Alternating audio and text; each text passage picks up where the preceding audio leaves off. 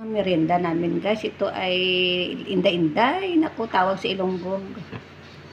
Ayan ang bungi. Inday-inday yan guys, tawag sa Ilonggo. Ayan. Ayan. Mga Ilonggo dyan ng mga mahilig sa kakanin. Ako ay mahilig talaga ako guys sa kakanin. Ganito talaga yung ginagawa ko lagi. Yung mga anak ko kasi ay nasanay na dito. Sabi nyo, gagawa daw ako merienda. Meron naman akong glutinous dito. Ganito na lang yung guys. Nahulog. Ayan, yung mga kakanin na madalas na niluluto sa probinsya. Kapag pista ng patay. Ayan. Kung mayroon mga pakanta sa simbahan, ayan, ito yung mga merienda nila, yung mga kinakain nila kasi ito ay mabigat din sa tiyan. Ayan, ginaganyan ko dan guys kasi ko na siya, i-steam.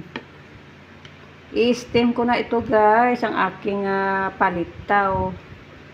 Ito ay version ng mga to sa probinsya. Mga Ilonggo. Ayan.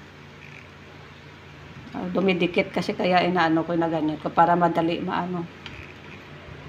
Ayan guys, ito ay 500 grams yung isang plastic na glutinous rice.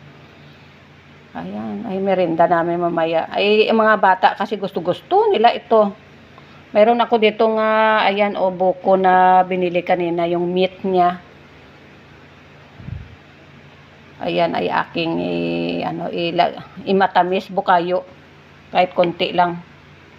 Ayan guys, ito ang aming merienda ngayong hapon. Dumidikit siya dito, kaya tinatanggal ko pa i-steam ko sa doon sa kumukulong tubig.